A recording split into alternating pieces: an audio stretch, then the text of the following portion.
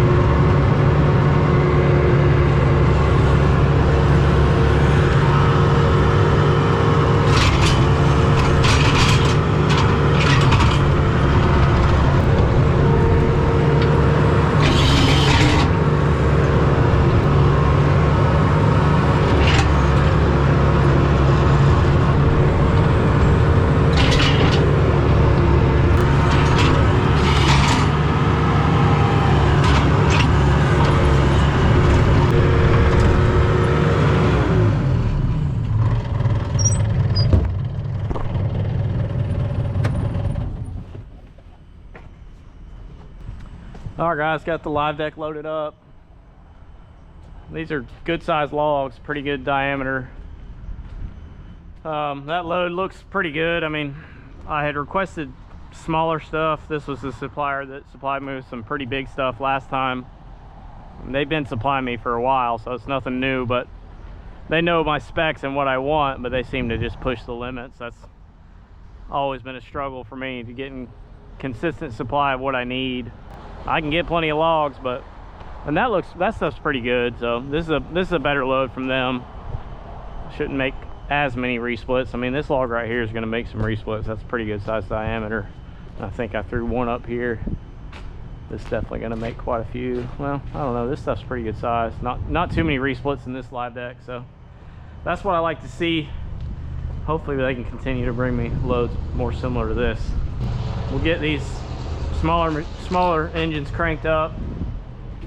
Get the processor fired up first.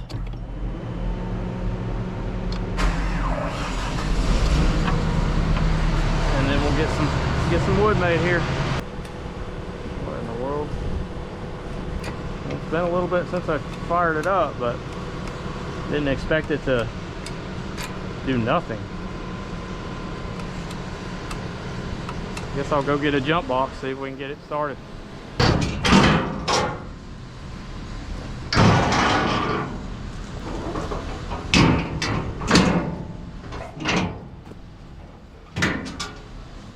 I always got something.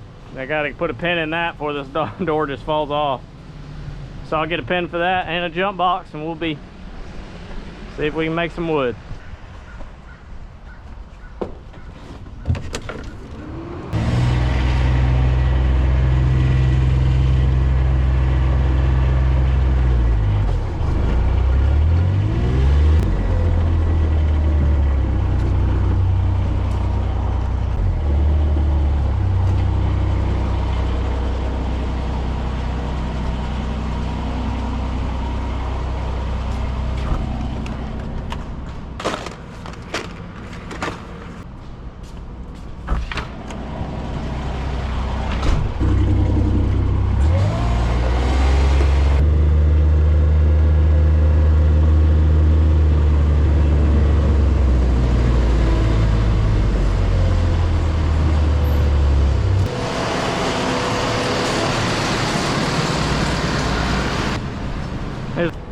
This thing's pretty nice.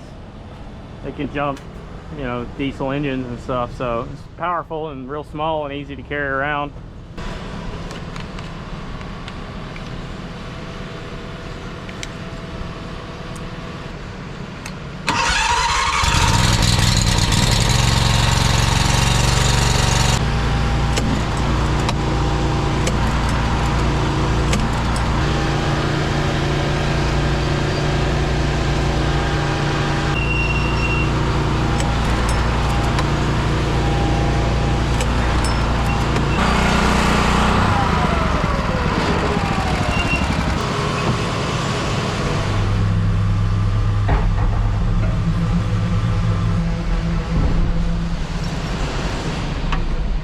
So I'm probably just going to be starting to process wood tomorrow. Things aren't going great. I mean, this engine here, we've always had a little bit of issues whenever it gets rain.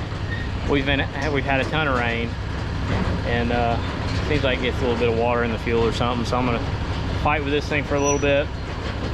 And you know, we've had a ton of rain since last time I ran any firewood, so I'll probably pull the bowl off, drain a little bit of fuel through it, and hopefully then I'll be able to get it fired up and at least it'll be ready to go for tomorrow. But I'm not gonna have time to make a live deck today, so shutting everything down, and we'll get back after it tomorrow.